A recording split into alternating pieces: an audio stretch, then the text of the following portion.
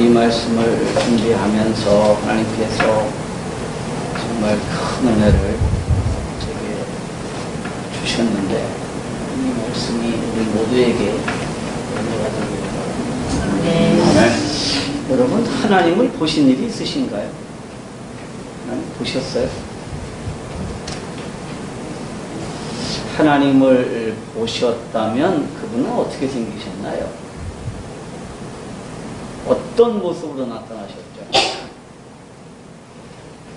저는 어렸을 때 하나님을 교회 주일학교에서 그리라 그러면 항상 하나님 어떻게 그렸냐면 골룡포 쓰고 면류관 이렇게 붓을 주렁주렁 달린 거, 그런 모습을 그렸어요. 근엄한 표정으로 앉아 계신 하나님 그렸습니다. 그런 분이 저에게는 하나님이셨어요. 그러고 보면 저는 아마 어렸을 때 굉장히 권력지향적인 사람이 아니었나, 그렇게 생각이 듭니다. 여러분들에게 하나님은 어떤 모습입니까? 이건 생각해 보시죠. 하나님 어떻게 보이세요? 여러분이 상상하고 있는 하나님은 지금 어떤 모습을 하고 계시나요? 요한계시록에 보면 아시아 7교회에 나타나시는 하나님의 모습이 각각 다 달라요. 그러니까 에베소 교회에 나타나시는 하나님은 오른손에 7뼈를 쥐고 7 금초대 사이를 다니시는 분으로 자신을 소개하고 있습니다. 당시 에베소 교회는 목회자의 권위가 흔들리는 교회였어요. 계시록 1장에 보면 7별은 7교회의 사자이고 7 금초대는 7 교회를 말합니다. 그러니까 하나님은 교회의 지도자들을 붙잡아 주시는 분이시고 모든 교회를 돌아보시는 분이세요. 그런 모습을 에베소 교회에 나타나십니다. 또 앞으로 극심한 박해를 앞두고 있는 서머나 교회에 나타나시는 하나님은 처음이요 나중이며 죽었다가 다시 살아나신 분으로 자신을 소개합니다. 처음이요 나중이신 분은 영원하신 분이시죠. 그 영원하신 하나님께서 인간의 몸을 입고 이 세상에 오셔서 죽었다가 다시 살아나셨습니다. 그분 역시 극심한 고통을 당하셨지만 끝내 승리하셨습니다.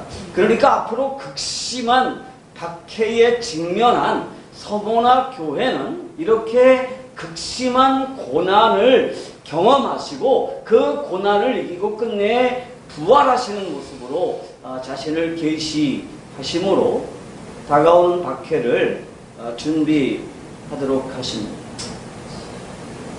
지금 우리 교회에 하나님께서 나타나시는 어떤 모습으로 나타나실까요? 우리 교회 하나님은 어떤 모습이실까요? 하나님은요, 순수한 영이시죠. 그래서 영은 우리 눈에 보이지 않습니다. 그런데 하나님은 물질 세계에 속한 우리들에게 자신을 계시하십니다. 그리고 우리는 그 계시를 통해서 하나님을 볼 수 있죠. 그러면 우리가 어떻게 하나님을 볼 수 있고 또 하나님의 약속을 알 수 있고 또 믿음을 가질 수 있을까요? 하는 것이 오늘 하나님의 말씀의 핵심입니다.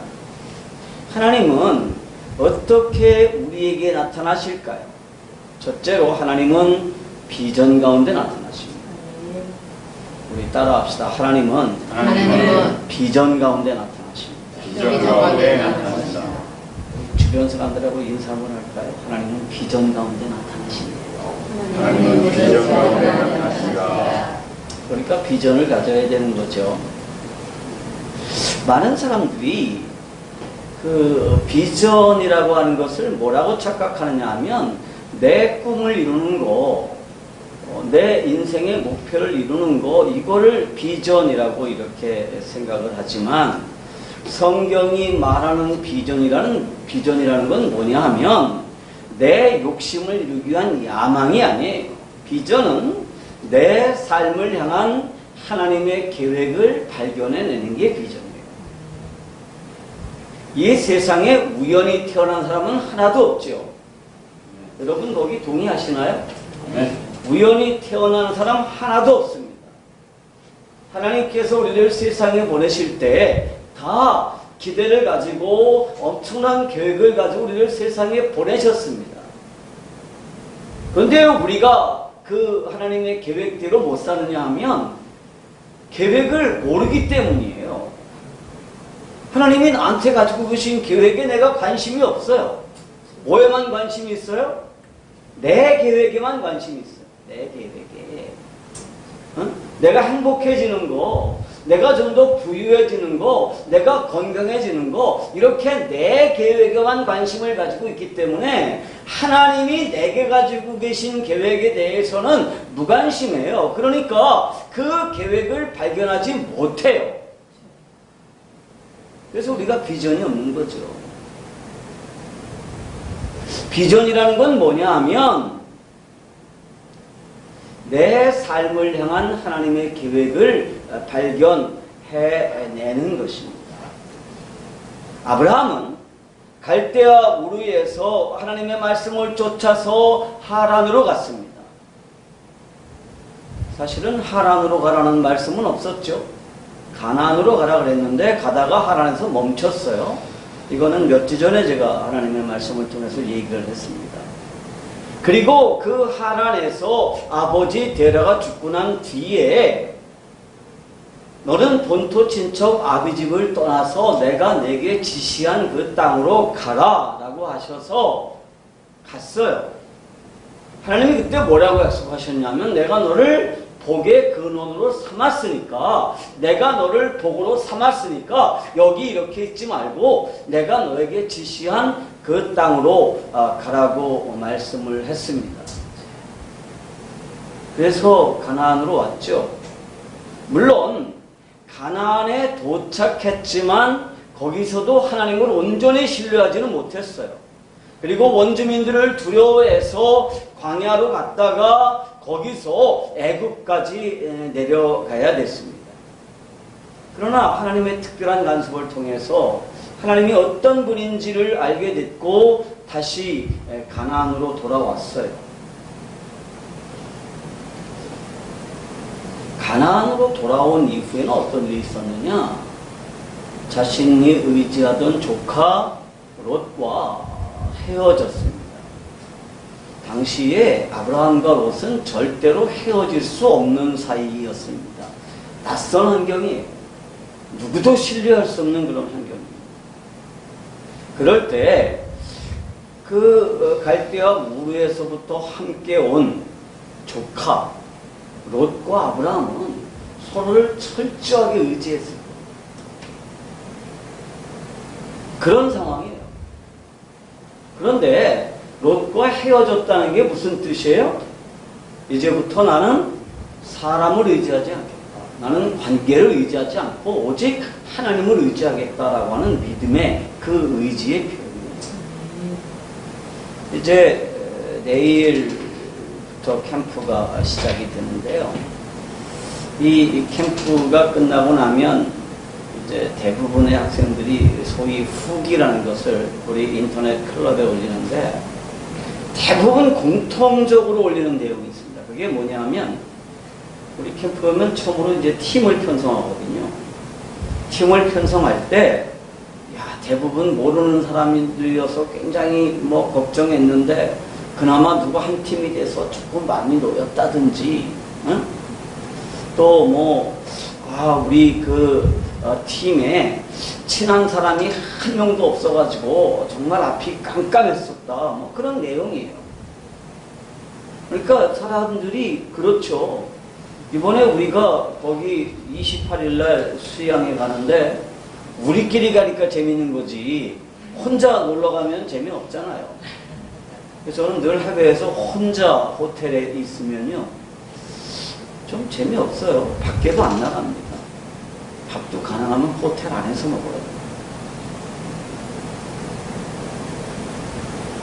여러분 새로운 환경에 적응하면서 살아가는데 아는 사람이 옆에 있으면 마음이 좀 놓이는 건 사실이죠.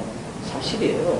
그런데 그렇게 사람을 의지하다 보니까 하나님을 의지할 수 없게 됩니다. 하나님을 의지할 필요가 없죠. 사람을 의지하면 되니까. 그래서 캠프에서는 팀을 편성하는데 그 원칙이 뭐냐 하면 친한 사람들을 다 쪼개놓는 거예요. 그래서 친하지 않은 사람들끼리만 팀을 만들어 놓습니다. 그래서 하나님은 롯과 아브라함을 떼어 놓습니다.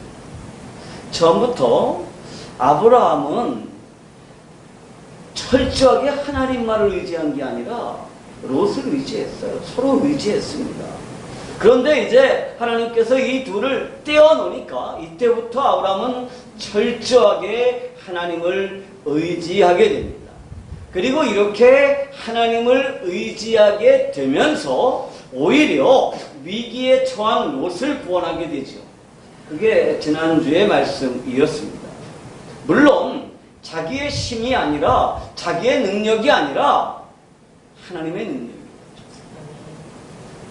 그리고 이 모든 일 후에 하나님께서 환상 가운데 아브라함에게 나타나셨습니다.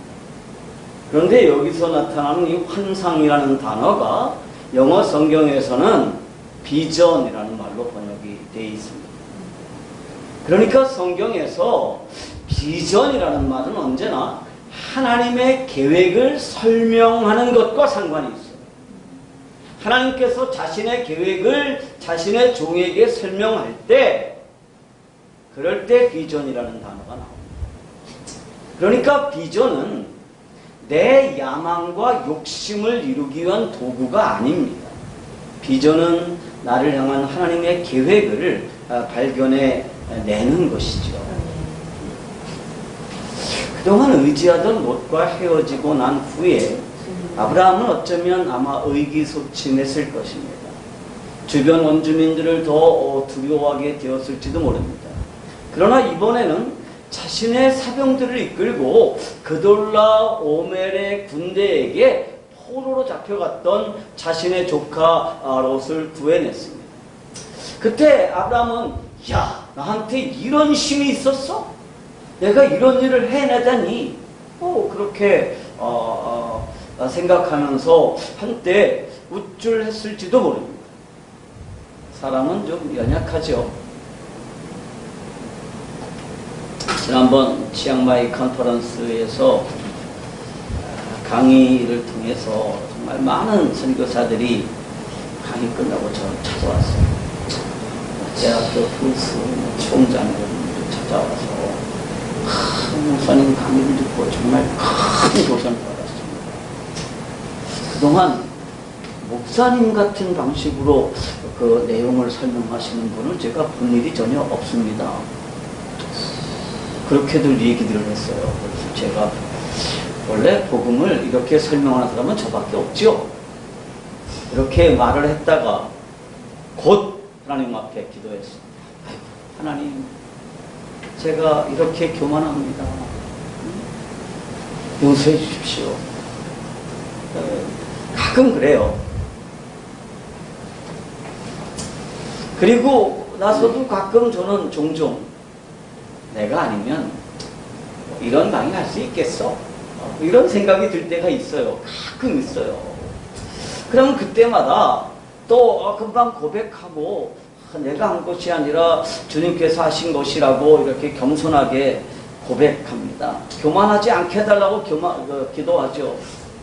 아브라함 역시도 그 엄청난 승리 후에 자신이 의지할 것은 사람이 아니고 재물이 아니고 하나님이라는 사실을 고백했지만 어쩌면 우쭐했을지도 몰라요. 그리고 잠시 후에는 곧바로 엄청난 두려움이 몰려왔을 것입니다. 이 전쟁은요, 자신의 힘으로 이긴 전쟁이 아니에요. 어쩌다 보니까 이겨 있는 거예요. 우리 가끔 그런 경험하죠. 어쩌다 보니까 내가 이겼어. 응? 어쩌다 보니까. 객관적으로 따져보면요, 이길 수 없는 전쟁이에요. 그런데 어쩌다 보니까 한 번은 이겼어요. 기습 공격으로. 근데 날이 밝았어요. 그리고 그돌라 오멜의 동맹군들이 야, 우리가 누구한테 진 거야? 지난밤에. 저 별 볼 일 없는 저 아브라함 군대에 졌어? 그럼 어떡할까요? 큰일 났다. 도망가자 그럴까? 아니면 다시 쳐들어가자 그럴까요? 다시 쳐들어오겠죠. 그러면 아브라함은 어떡할까요? 이길 수가 없는 거예요. 그래서 아브라함은 그때 굉장히 아마 두려움에 떨고 있었을 거예요. 그럴 때 하나님께서 그에게 나타나셨습니다. 그리고 비전을 보여주셨습니다. 하나님의 계획을 설명해 주셨습니다. 여러분, 우리가 인생을 살다 보면 두려울 때가 있습니다. 앞이 안 보일 때가 있습니다. 힘이 들 때가 있습니다. 그럴 때 어떻게 해야 되느냐? 그럴 때 하나님을 바라보시기 바랍니다. 아멘. 그럴 때 하나님께서 우리들에게 자신의 계획을 보여주십니다. 그게 비전이에요. 우리 준호가 이제 곧 군대 가는데 아마 지금쯤 잠도 잘 안 올걸? 괜찮아요? 잠 잘 자요?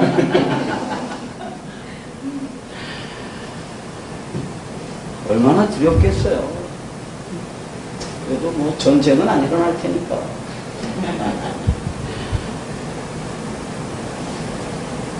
그럴 때 필요한 게 뭐냐? 그럴 때 필요한 게 비전이고요.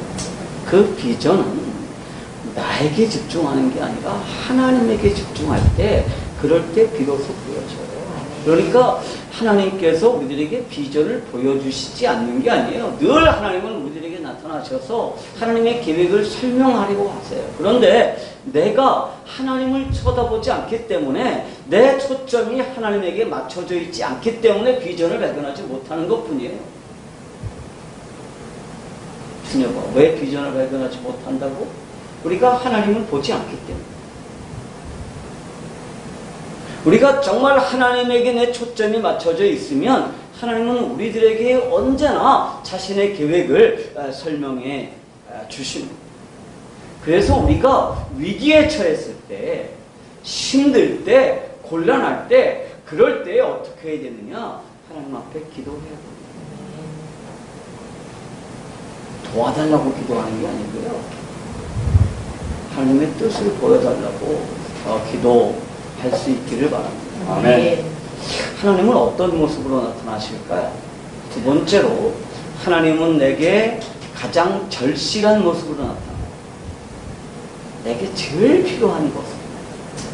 그런 모습으로 나타나시죠. 지금 아브라함의 마음은 위기감이 가득한 상태예요. 어쩌다 한 번은 이겼지만 또다시 그돌라 오멜의 군대가 온다면 도저히 막아낼 방법이 없었습니다. 그래서 두려움에 사로잡혔죠. 한 번 두려움에 사로잡히게 되니까 그동안의 믿음이 다 무너져 냅니다. 그동안 아브라함은 애굽에 내려가서 바로를 꼼짝 못하게 혼내시는 하나님을 경험했습니다. 그리고 하나님의 그 한 사람의 가난한 유목민에 불과한 자신이 하나님의 특별한 간섭으로 말미암아서 거부가 됐어요. 그래서 이번에는 정말 하나님 외에 다른 것 의지하지 않겠다라고 하고 그동안 서로 의지했던 롯과 헤어졌습니다. 그리고 또 그 엄청난 전쟁에서도 하나님의 은혜로 승리를 거두었고 이리야 왕 같은 존재가 됐습니다. 그런데 한 번 두려움에 사로잡히게 되니까 이 모든 것이 아무것도 아닌 것 같았어요. 이 두려움에 집중하느냐고 아무것도 보이지 않고 아무런 생각도 나지 않았습니다. 여러분, 예배를 하거나 신앙이 좋을 때, 경건한 사람들과 교제를 나눌 때는요, 세상이 두렵지 않습니다. 그럴 때는 좀 가난한 것도 문제가 안 되고요, 힘든 것도 견딜 수 있고, 또 몸에 병이 좀 있는 것도 오히려 하나님의 은혜예요, 이렇게 말할 수 있어요. 그런데 이 문제를 세속적인 눈으로 현실적인 눈으로 보게 되면 달라요. 여전히 돈 문제는 우리를 얽매죠. 좋지 않은 건강도 심각하고 애들은 여전히 속을 새겨요.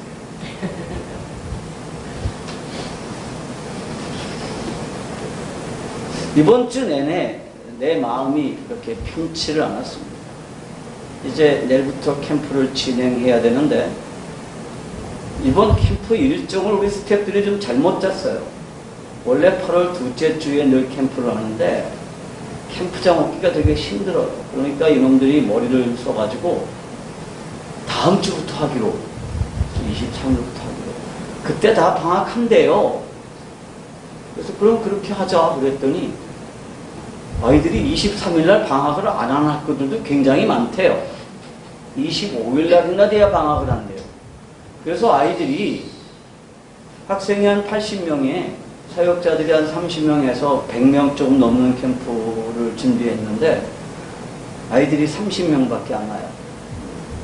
그래서 전체가 한 50명 정도 되는 그러한 캠프로 이렇게 확 줄었어요. 그런데 인원이 적어도 음향 장비는 똑같이 빌려야 돼요. 거기다 캠프 진행비 이런 건 똑같이 들어가요. 캠프장에 내야 될 돈도 받고 똑같이 들어갑니다. 그게 제일 골치 아픈 문제가 재정 문제예요. 기도했죠. 기도하고 있는데 어떤 분한테서 문자가 왔어요. 약간의 돈을 송금했다고. 그래서 얼마를 보냈는지는 모르겠지만 할렐루야 참 감사했습니다. 그리고 얼마 후에 제가 통장 잔고를 확인해 보니까 예상보다 적은 돈이 통장에 들어왔어요. 남아 있었어요. 불과 3만 원 들었어요. 뭐야 3만 원 후원하고서 문자를 보내셨나?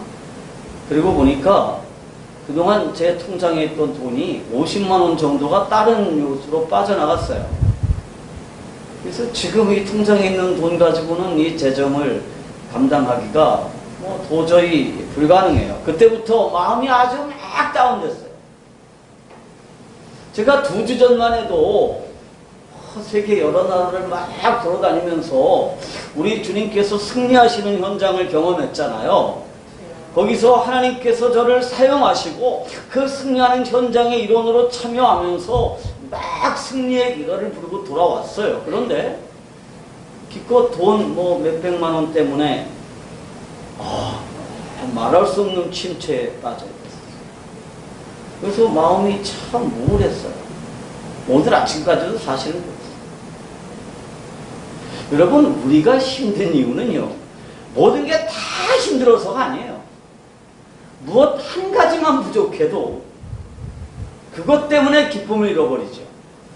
그리고 그것 때문에 신앙을 잃어버리고 마는 경우가 있습니다. 따지고 보면 두본식 목사한테 부족한 건 딱 한 가지예요. 돈만 부족해요. 나머지는 다 있어요.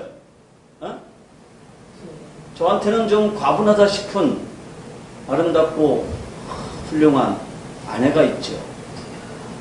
자식들도 참 잘 자랐습니다. 그리고 그 자식들이 제 사역에 아주 훌륭한 동역자들이에요. 이제 친구들이 너무너무 부러워합니다. 제 며느리 후보자가 우리 캠프의 총무고요. 제 아들이 우리 캠프의 액팅 리더고요. 우리 딸이 회계고요. 그래요. 우리 가족들이 거기 총동원되어 있습니다. 그리고 우리 딸들, 뭐 사위들 다 여기에 열심히 같이 협력을 해요. 거기다가 제 주변에 정말 좋은 친구들이 많이 있고요.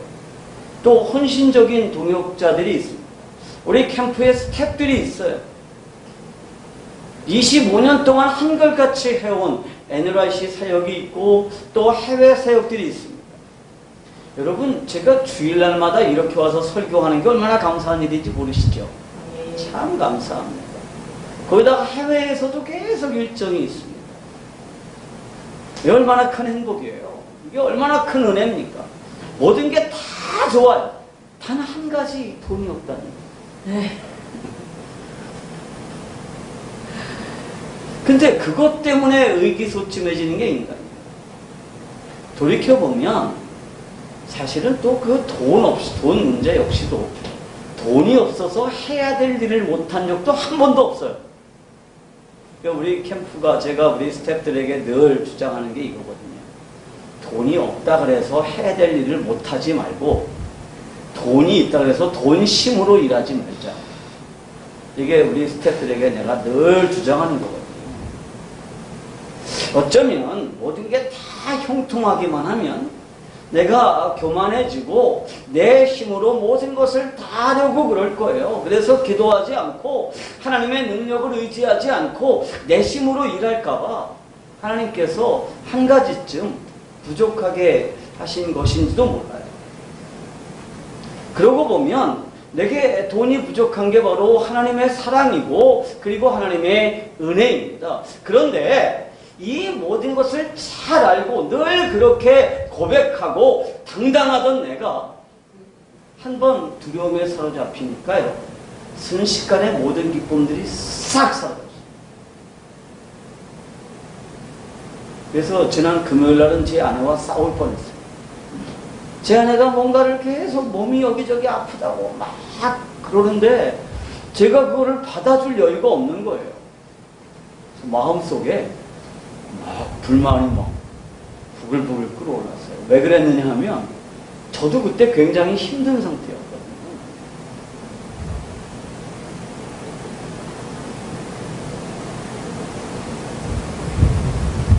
그래서 얼마 전까지 당당하던 내 모습은 온데간데 없어지고 그냥 한없이 초라하고 가난한 그러한 목회자만 남아있었어요.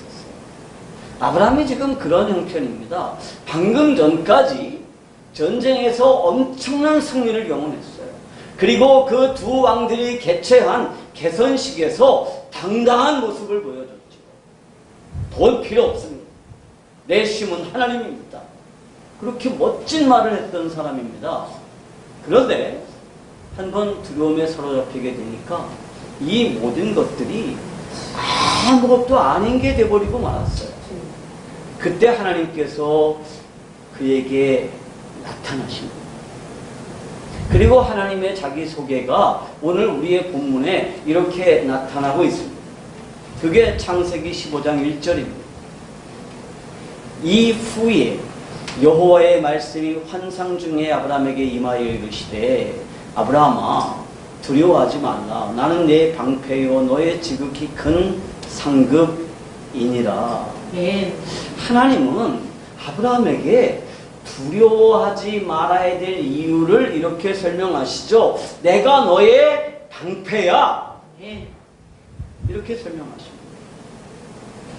그리고 나는 너의 큰 상급이야. 이렇게 설명하죠. 아브라함은 지금 두 가지 어려움에 직면해 있습니다. 하나는 두려움이었어요.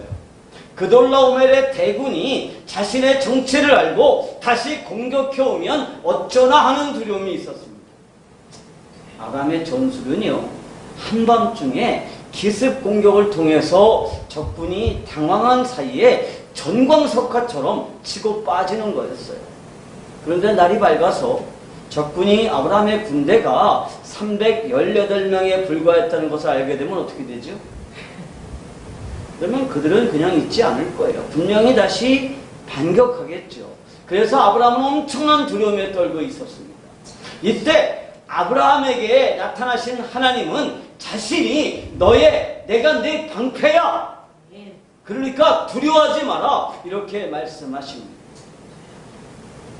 아브라함이 성공한 것은요, 기습작전 때문이 아니었어요. 아브라함이 왜 성공했느냐? 하나님 때문이었다는 것입니다. 만약에 하나님께서 이 싸움에 승리하게 하신 것이 분명하다면 그돌라오멜이 다시 쳐들어온다고 해도 아브라함은 여전히 승리할 거예요. 10번을 싸운다 그래도 10번 다 승리하게 하실 것입니다. 그게 내가 내 방패니까 너는 두려워하지 말라라는 하나님의 말씀입니다. 사랑하는 성도, 우리는 어쩌다 한번 승리한 게 아니에요. 하나님께서 함께 하시는 한 우리는 번번이 승리할 것입니다. 아멘. 문제는 내가 누구와 한편에 있느냐는 것이에요. 링컨 남북전쟁 때 북군은 노예 해방이라고 하는 명분을 위해서 싸웠죠. 남북이 싸우는데 전쟁 초기에는 북군이 한 번도 이긴 적이 없어요. 남군도 하나님을 위해서 싸운다고 싸웠고 북군도 하나님을 위해서 싸운다고 싸웠어요. 그런데 처음으로 북군이 전쟁에 한 번 이겼습니다.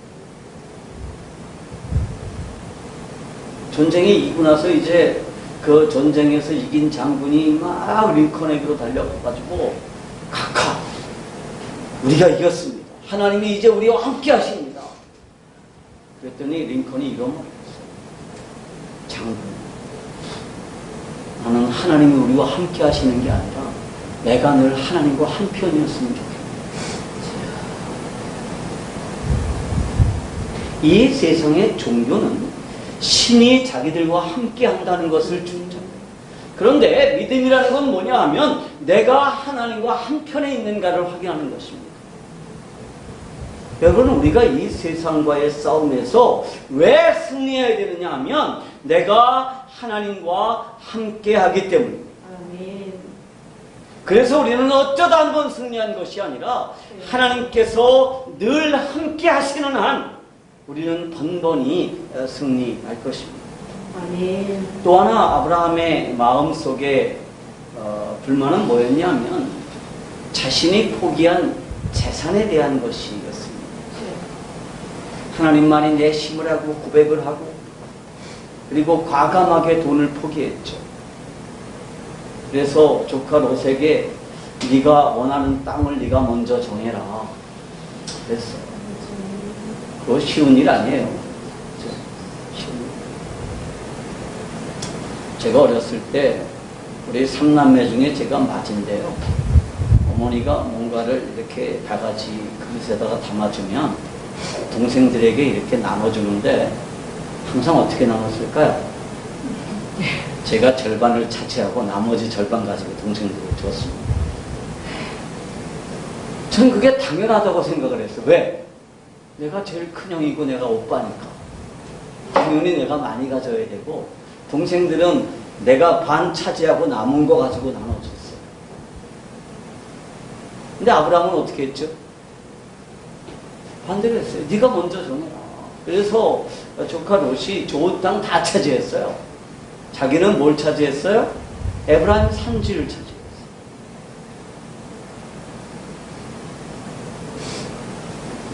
그런데 두려움에 사로잡히게 되니까 갑자기 그 돈이 아까워진 거예요. 두려움에 사로잡히게 되면 어떻게 됩니까? 그러면 현실 감각이 돌아와요. 그래서 야, 내가 이게 무슨 미친 짓을 한 거야? 그런 생각이 드는 거죠. 믿음으로 산다고 그러면서 괜히 조카한테 좋고 다 양보하고 또 남의 전쟁에 끼어들고 또 손을 내밀어 받기만 하면 내 것이 되는 그 소도망의 돈도 거절하고 그랬는데 지금 생각해 보니까 정말 내가 바보 같은 짓을 했구나. 이런 바보 같은 일이 있나? 그러면서 후회하고 있는 중입니다. 그런데 하나님이 그에게 나타나셔서 뭐라고 그러세요? 야, 내가 네 상급이야. 이렇게 말씀하시는 거예요. 하나님은요, 나한테 꼭 필요한 거, 나한테 정말 절실한 거 아시고요. 그에 대한 근원적인 해결책을 가지고 나타나십니다. 그래서 아브라함의 두려움의 근원을 아시고 그에게 방패로 나타나시고 아브라함의 그 두려움, 아브라함의 불만의 근원을 아시고 그에게 자신을 상급으로 그렇게 보여주신 여러분, 하나님이 우리의 방패이십니다. 아멘. 하나님이 우리의 상급이세요. 아멘. 그러니까 믿음 때문에 손해본 거에 대해서 여러분 조금도 아까워하지 마세요. 응? 우리가 믿음 때문에 손해보는 게 사실은 없죠. 그런데 있죠, 가끔은 있습니다. 아이들 저 주일날 학원 안 보내고 교회 데리고 온 거 이거 아깝죠.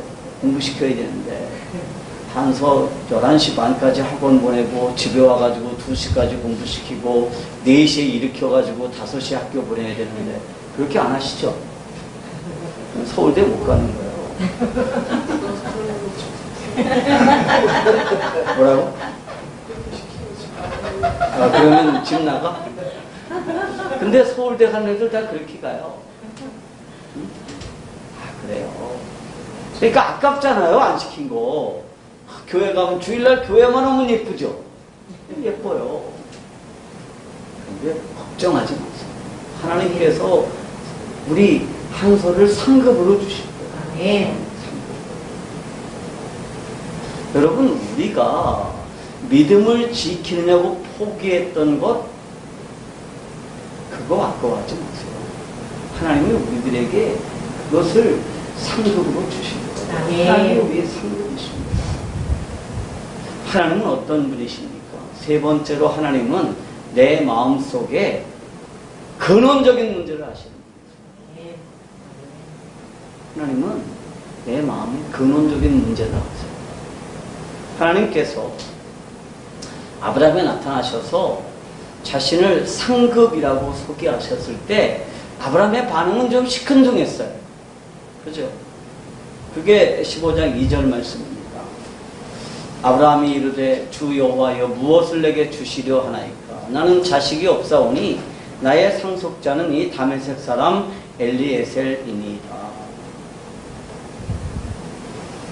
슬슬 내가 포기한 게 좀 아까워질 무렵에 하나님께서 내가 바로 내게 큰 상급이다 라고 하십니다.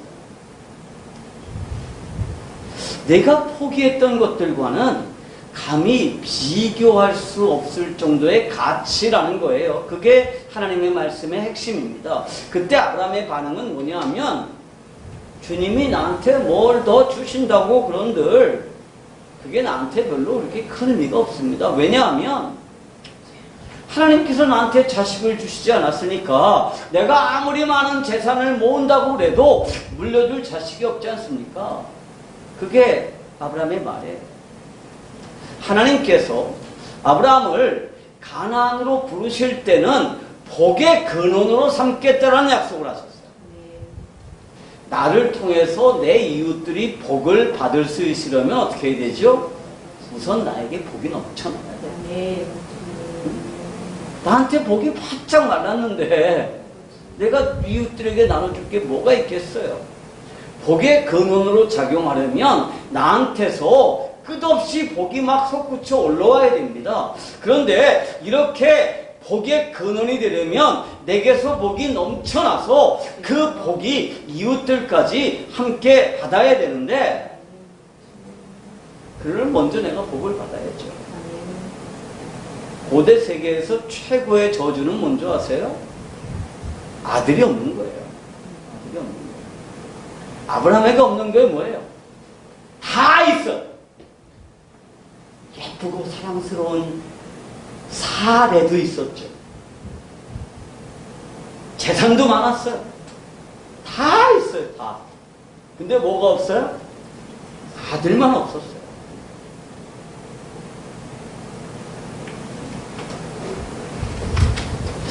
이 상황만큼 절망스러운 게 없어요. 아들이 없는데 복이 뭐 필요가 있고 복의 근원이 된다는 게 도대체 뭐예요? 아들이 없다는 이 상황만큼 절망스러운 것은 없어요.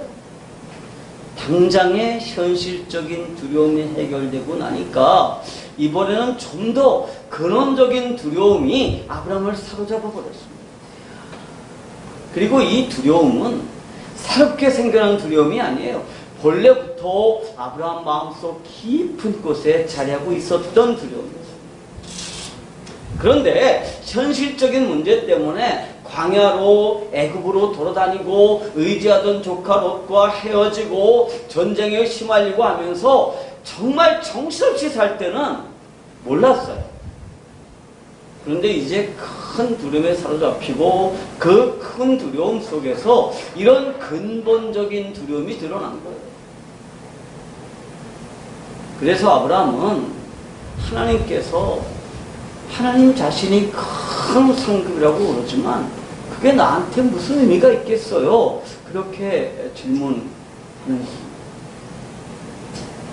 이번에 내일부터 있을 캠프의 주제는 내면 치유 캠프예요.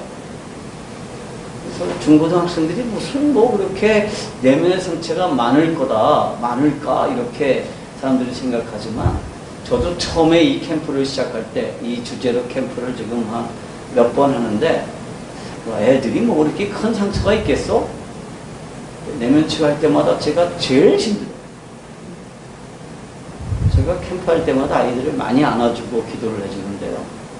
그 내면 치유 캠프할 때마다 느껴지는 게 있어요. 얼마나 정말 애들이 상처에 막 그 상처가 아물고 또 곪고 그랬는지 그게 저한테 느껴져서 제가 정말 엄청나게 많이 울어요. 엄청나게.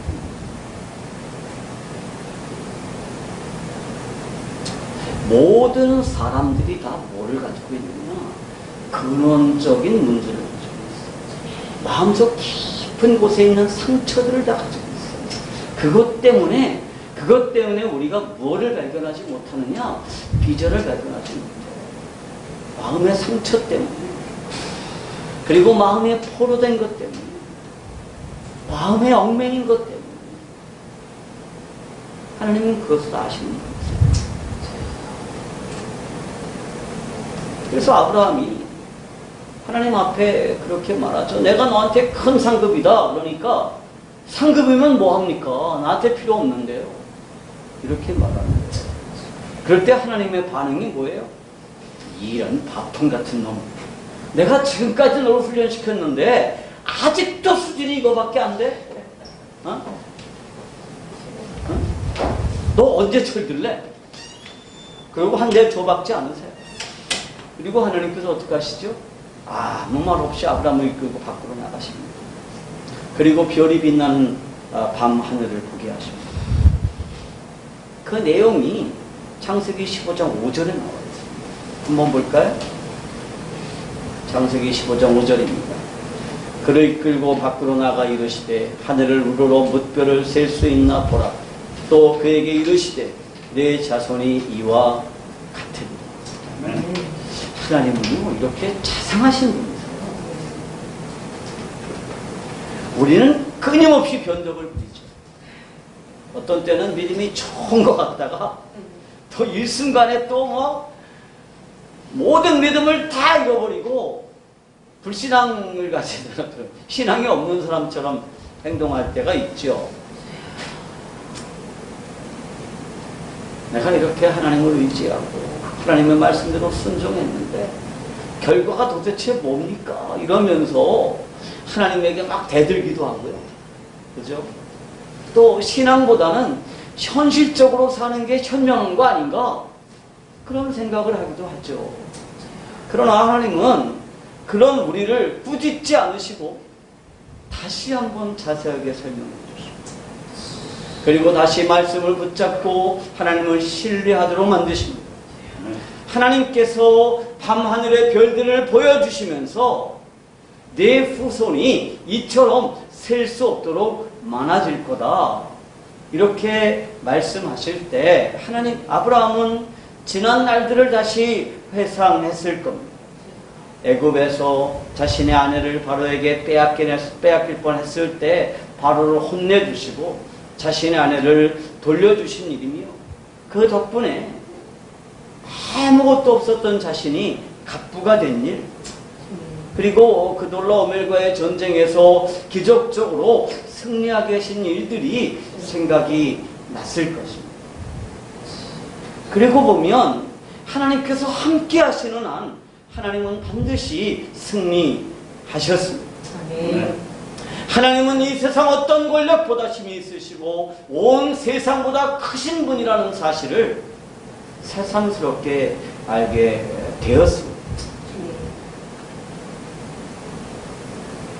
여러분, 우리가 낙심했을 때, 실망했을 때, 그럴 때 뭘 해야 되죠? 내 지난 날을 생각해 보는 거예요. 하나님께서 내게 베푸셨던 것들을 생각해 보세요. 하나님의 은혜로 지금까지 왔습니다. 아멘. 저는 죽을 뻔했던 경험을 하고 살아났어요.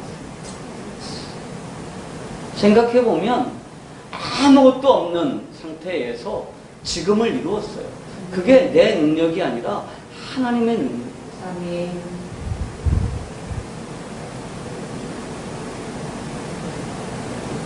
그 하나님께서 직접 다시 한번 내 인생을 향한 하나님의 계획을 설명하는 겁니다. 그게 당시 아브라함이었어요. 아들을 줄 거고 그 아들을 통해 후손들이 하늘의 별과 같이 많아질 것이다. 이걸 하나님이 설명하시죠. 그리고 그 뒤에 가면 아브라함은 그 하나님의 계획에 대해서 깨달았습니다. 그리고 갈라디아서 3장 8절에 의하면 아브라함은 뭐를 들었느냐? 복음을 들었어요. 그리고 3장 8절에서 말하는 복음이라고 하는 것은 뭐냐 하면 프로 유앙겔리온이라는 헬라어를 썼는데요. 이 프로 유앙겔리온이라고 하는 것은 복음을 미리 설명하다라는 뜻입니다. 하나님께서 아브라함의 인생을 왜 이렇게 고단하게 하시느냐? 왜 이렇게 여러분 죽을 위기에서 건져주시느냐 하면 하나님의 복음을 설명하기 위해서였습니다. 그 하나님의 복음은 우리를 죽음의 자리에서 건져주시고 죄의 노예된 자리에서 건져주신다는 것입니다. 그때 아브라함에게 믿음이 생겼습니다. 지금까지 나를 이렇게 보호하시고 약속을 철저하게 지키는 하나님이시라면 그 하나님은 틀림없이 내게 아들을 주실 것이다 라고 하는 믿음이 생긴 것입니다. 그 하나님이시라면 틀림없이 이 복음 사건을 완성하실 것이다 라고 하는 믿음이 생긴 거예요. 그래서 아브라함은 무엇을 믿었느냐?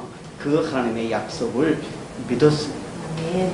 사실 이 믿음은요, 아브라함이 영적인 사람이거나 혹은 아브라함이 순수한 사람이라서가 아닙니다. 하나님은 여러 가지 사건과 방법을 통해서 아브라함을 훈련하셨고 아브라함에게 믿음을 심어주신 것입니다. 그래서 이 모든 일들을 통해서 아브라함이 하나님을 믿었습니다. 하나님의 약속을 믿었습니다. 그랬더니 하나님께서 그것을 그의 의로 여겨주셨습니다. 그리고 사도 바울은 로마서에서 아브라함이 믿음의 조상이 된 이유를 설명하면서 이 믿음이 아브라함을 믿음으로 구원받는 이들의 조상이 되게 하셨다라고 했습니다. 사랑하는 성도 여러분, 하나님은요 결코 우리를 그냥 내버려 두시지 않습니다. 때로 두려울 때도 있을 거예요. 때로 실패할 때도 있을 겁니다. 그럴 때마다 하나님에게 좀 더 집중하시기 바랍니다. 우리 인생의 고비를 만났을 때, 우리 인생의 위기를 만났을 때, 때로 우리 인생에서 실패했을 때, 그럴 때마다 하나님에게 좀 더 집중해야 됩니다. 하나님께서 주시는 비전을 발견하고 그 비전에 좀 더 집중해야 됩니다. 그리고 하나님께서 주시는 말씀에 집중하시는 그러한 성도들이 되시기를 바랍니다. 우리 하나님께서 여러 성도들 이 자리에 모으시고 또 하나님의 종인 구본식 목사를 여기 보내서 이런 말씀을 나누게 하신 이유가 분명히 있을 거예요.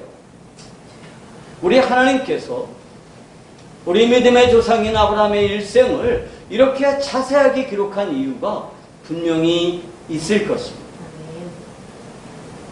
아브라함의 삶을 통해서 우리가 믿음이 뭔지를 알고 아브라함의 삶을 통해서 믿음으로 산다는 게 무엇인지를 알게 되는 것이 하나님께서 가지신 거룩한 계획입니다. 아멘. 기도하십시오.